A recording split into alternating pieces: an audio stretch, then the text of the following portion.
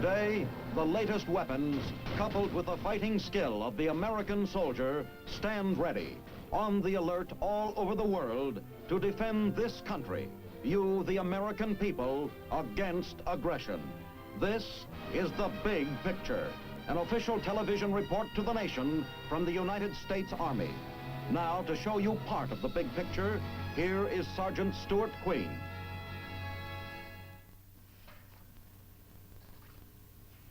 Regularly each year, the American public looks forward to the first showings of the new models by the country's automobile manufacturers. Not as often, perhaps, but awaited more eagerly by the U.S. Armed Forces is the appearance of a brand new combat vehicle.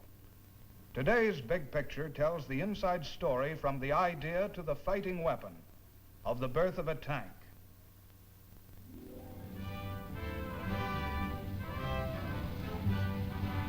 The tank of today is a formidable ally or a fearsome enemy, depending on whether the individual soldier faces it in battle or follows it into combat. Ideally, as a perfect fighting machine, the tank would combine the mighty firing power of heavy artillery with the armor plate protection of a battleship and the speed, mobility, and low silhouette of a racing car. Actually, the modern tank embodies all these qualities to a degree, while keeping the disadvantages of each to a minimum. Designed in World War I to counteract the machine gun and to overrun trenches, the earliest tanks were little more than armed and armored tractors with top speed of 5 miles per hour. However, late in the war, they proved undeniably their effectiveness.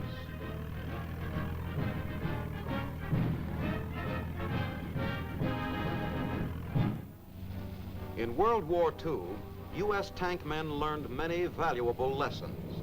As a nation meeting the aggressor's challenge on 2 fronts, we were unable to pick our spots for battle. Our tanks were forced to fight under a wide variety of conditions of climate and terrain.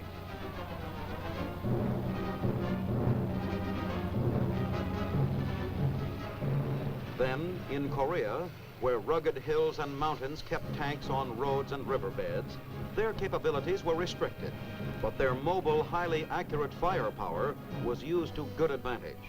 Used at the outset to neutralize North Korean tank assaults, American tanks later reduced bunker opposition and provided effective anti-tank defenses.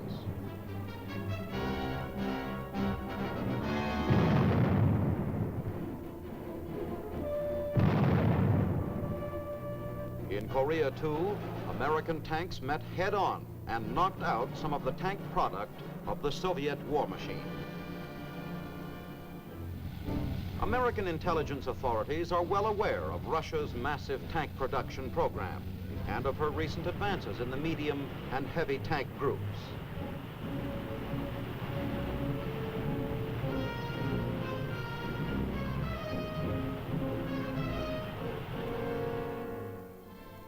Responsible for establishing and maintaining world supremacy for U.S. tanks is the Army's Ordnance Corps. To incorporate the latest and best technical advances and ideas in its vehicles, information is gathered not only from the Corps' technicians, but from battlefield experience, from industry, intelligence reports, and many other sources.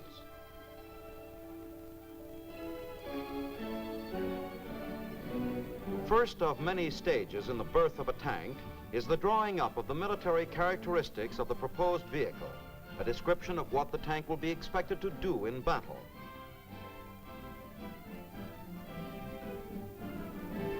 The combat arms of the Army and Marine Corps are the customers. Ordnance's mission will be to deliver a tank meeting their requirements. Among the other agencies who will advise and assist are the Corps of Engineers, the Canadian Army, General Staff, the Signal Corps, the Marine Corps, and any others who may have an interest in the proposed tank.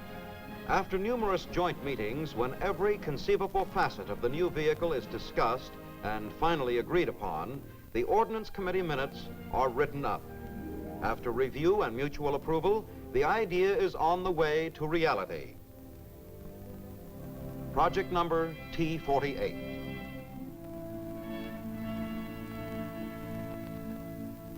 Meanwhile, at the Ordnance Arsenal on the outskirts of Detroit at Centerline, Michigan, a never-ending program of tank research and development is in progress.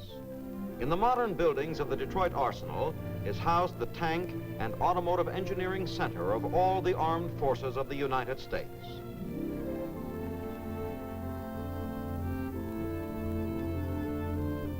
Though in part responsible for acceptance tests of new products, the Arsenal's Components Laboratories Division is chiefly interested in the testing of new materials and the development of advanced components, the basic ingredients of the new tank. The range and variety of the laboratory's tests and experiments are staggering to the imagination.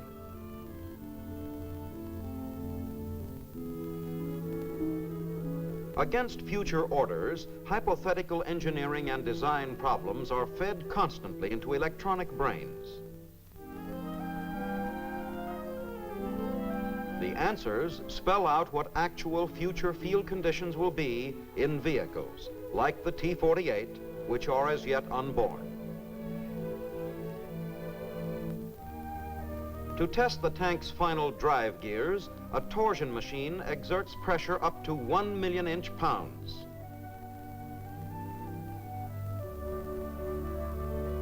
If the gears survive this torture, they're sure to hold up on the battlefield. If destined someday to fight in desert terrain, the tank's engine air cleaners must filter the finest sand and dust. Dirt fed into the cleaners is standardized. By weighing the captured elements on sealed-in scales, the filter's performance is checked.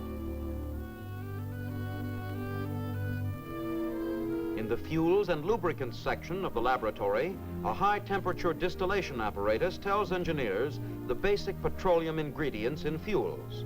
From the findings, they can predict a fuel's usefulness in the tank.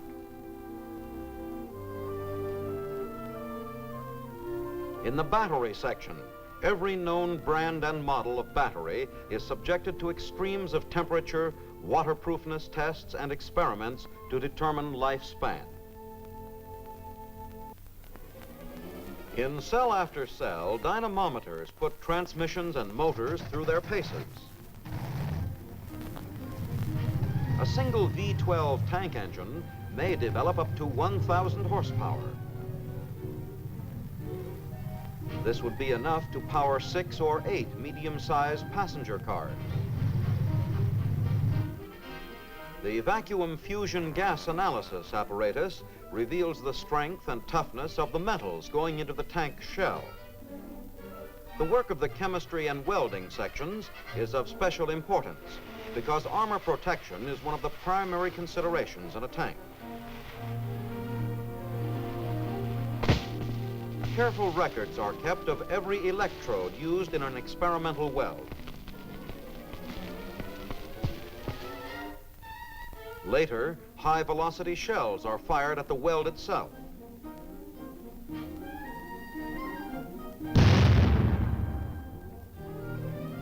When the plate is checked, there is no question about the relative value of the electrode used to make the weld. Just how much stress or strain a key tank part can stand before failure is determined by the tensile machine. It can either stretch or squeeze at a pressure of 400,000 pounds.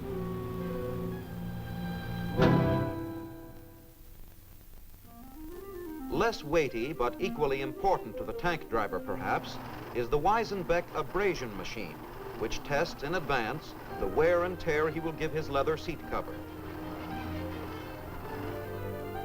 In the aging room, artificial sunlight made up of infrared and ultraviolet rays is showered on specimen materials by the Atlas Twin Arc Weatherometer. Other natural conditions are duplicated by the Materials Division. A wide variety of fungi are kept under refrigeration here. When allowed to grow, These microorganisms attack sample cable and wires, showing just how well they can be expected to hold up in certain tropical areas of the world.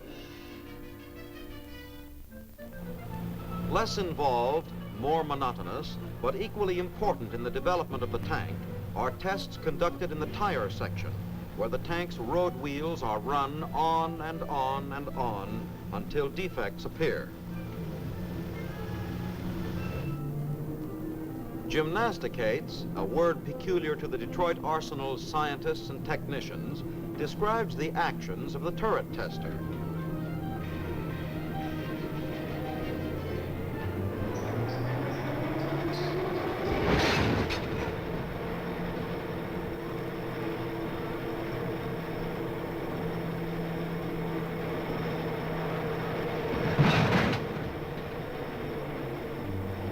If an experimental turret holds up after such gyrations, shakings, poundings, bouncings, and thumpings, it is labeled qualified for action in the field.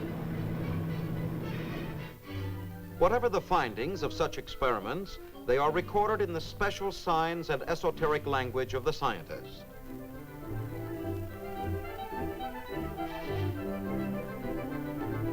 Much of the labor of translating complex data is reduced by machines like the Universal Telereader, which reads the findings of the instrument laboratory in terms of complex curves and types out its reports on an automatic typewriter. Now, when the research and development order for Project T-48 is received in Detroit, a project engineer is assigned by the Arsenal. It will be his job to follow the new tank to the production stage. The thousands of tests and investigations performed by the laboratory earlier form a reservoir of information for the project engineer.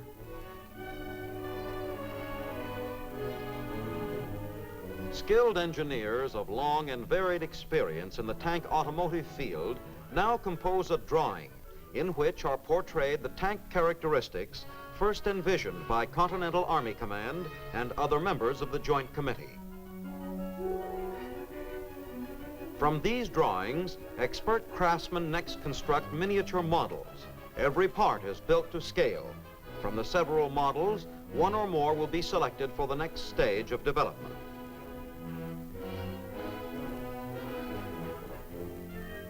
A 1/16th scale model of the proposed tank, T-48, offers a three-dimensional check on the layout and installation of parts. Any unforeseen problems are corrected in the drawings at this stage. If Continental Army Command approves of the design and physical characteristics, orders are given for the engineering prototype. The pilot model for Project T-48 is a hand-tailored original. At this stage, the labors of the laboratory come into full view. New components are fitted into the whole like pieces in a jigsaw puzzle.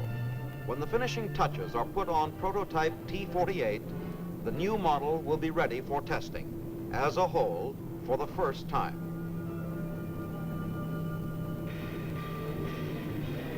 In the radiographic laboratory, the 15 million volt Betatron takes X-rays of T-48, searching for hidden flaws in construction. Such tests check the hopes and expectations of the designers.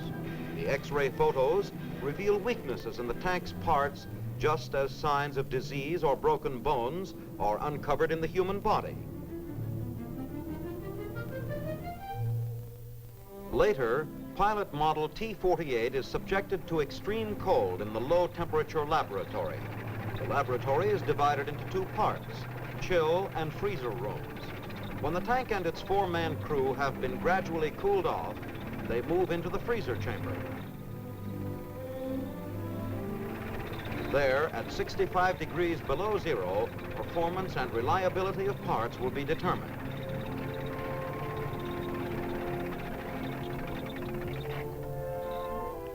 All right, boys, kill the motor. Connections are now made between instruments in the tank and those in the control room. Ready in there? It's 10 above zero now. Here we go. Take her down.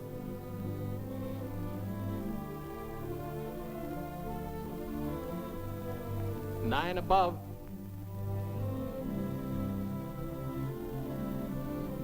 Zero.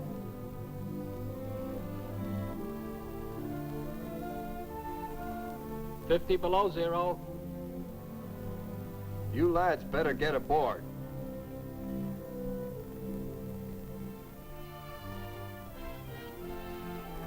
$60 below.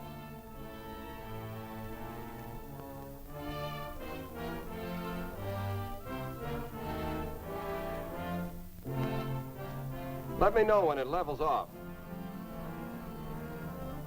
65 below and steady. Okay, let's see if this baby's got the stuff. Turn it over.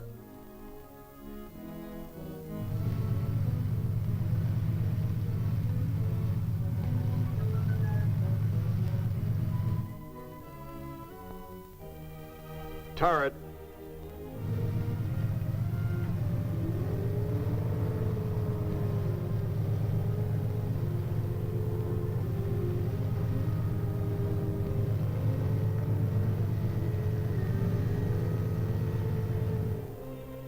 Reversed.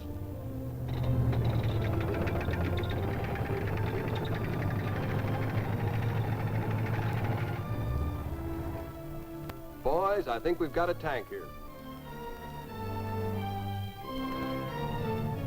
Once the T-48 engineering prototype has passed the extreme and exhaustive tests at the Detroit Arsenal, the scene changes to the Aberdeen Proving Grounds. Here, the prototype is subjected to a series of field performance tests to uncover any bugs as yet unknown.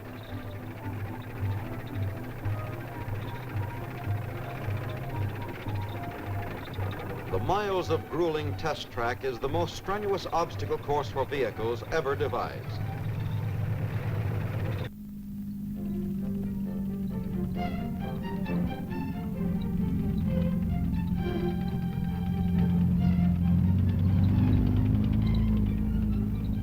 After climbing a 60% slope, the T-48 runs over a back-breaking washboard type of road.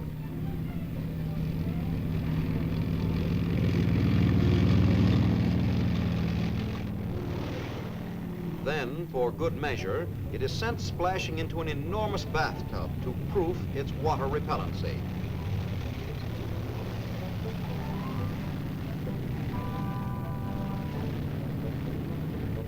In addition, T-48 is asked to speed across country, climb hills, ride through gullies, and plow through swamps to prove its worth.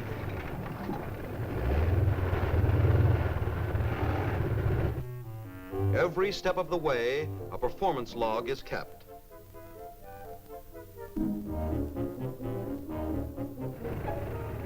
Finally, from the repeatedly revised and refined experimental drawings, 3 new pilot models of the T-48 are turned up. Working as a group, the T-48s are now studied in terms of strategic and tactical mobility. The T-48s passed this stage with flying colors.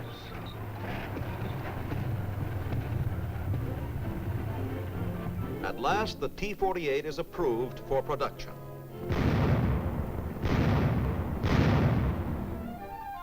It becomes now the M48. To get the tank on paper for production requires between 5,000 and 6,000 drawings. Another 2,000 blueprints are needed to portray the new machinery, which must be built to manufacture parts for the M48.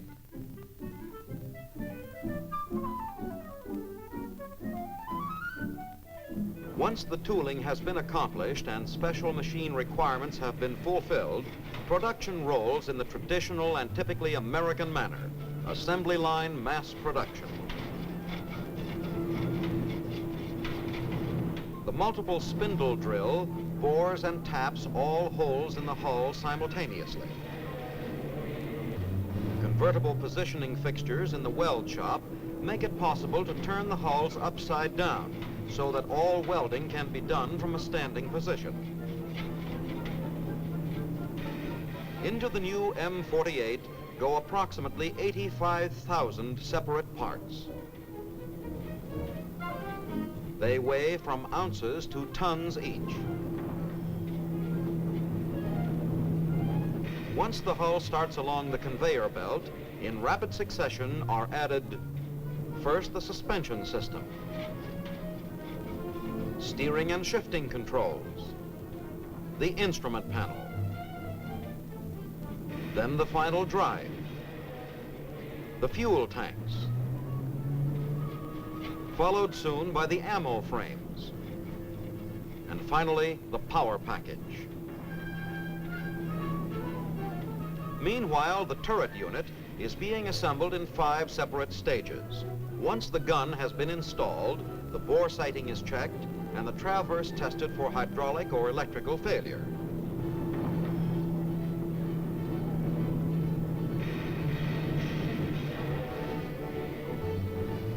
The turret is now moved to Station 8, where it is joined to its hull.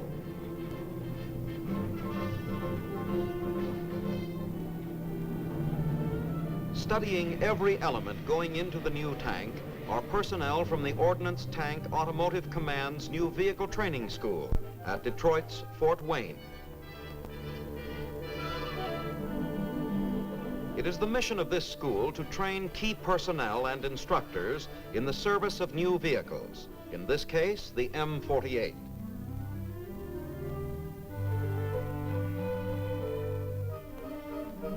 Students come from both Army-wide and civilian sources, some even from allied nations. Here, students learn that the M48 is fast, low-slung, hard-hitting, and as easy to handle as a new car. Its 90mm rifle fires an armor-piercing shell at such high velocity that even many inches of armor plate are doubtful protection.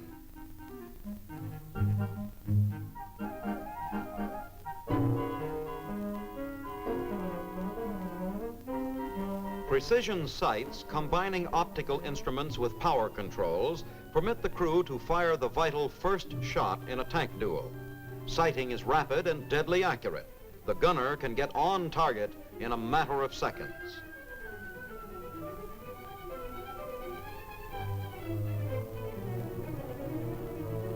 Machine guns, 30 and 50 caliber, protect the M48 from enemy troops with rocket launchers or Molotov cocktails. At nearby Dearborn is the school's field training and maintenance area. Demonstrations show that the tank's sloping sides on both hull and turret will deflect many direct hits.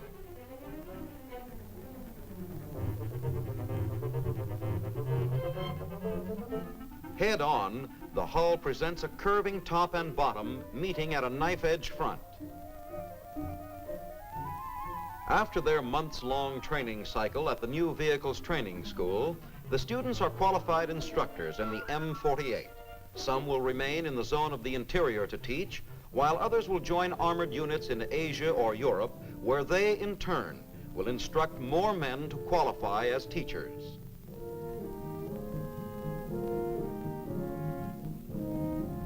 Their primary task will be to teach the men who drive and service the current medium tank model, the M46, in new handling and maintenance procedures.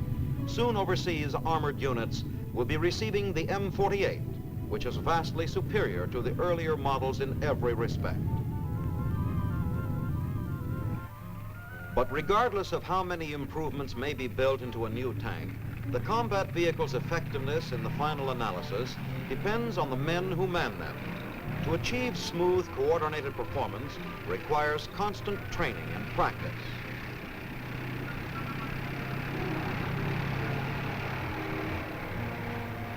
In a very real sense, the tank is the heart of the Army's armored forces.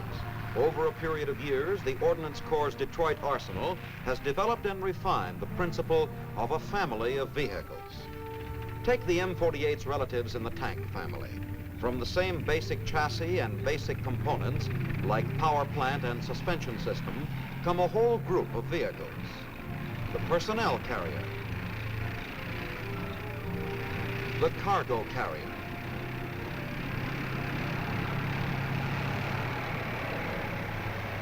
self-propelled artillery, anti-aircraft, utility, and recovery vehicles. Actually, the birth of a tank is a multiple birth. From conception to delivery, it may take from 3 to 6 years. The labors of U.S. scientists, engineers, and skilled craftsmen pay off in a tank that is versatile and rugged, whose general reliability probably surpasses that of any other tank in the world.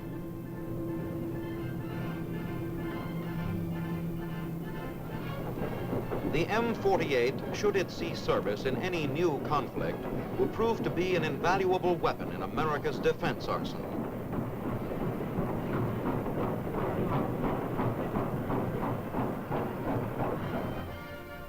All the dollars and hours, genius and sweat that go into the development and delivery of the new tank have but one basic aim: to help ensure that the U.S. soldier working with and in the combat team of infantry, artillery, air, and armor will find victory in any new contest of arms forced upon him by a reckless aggressor.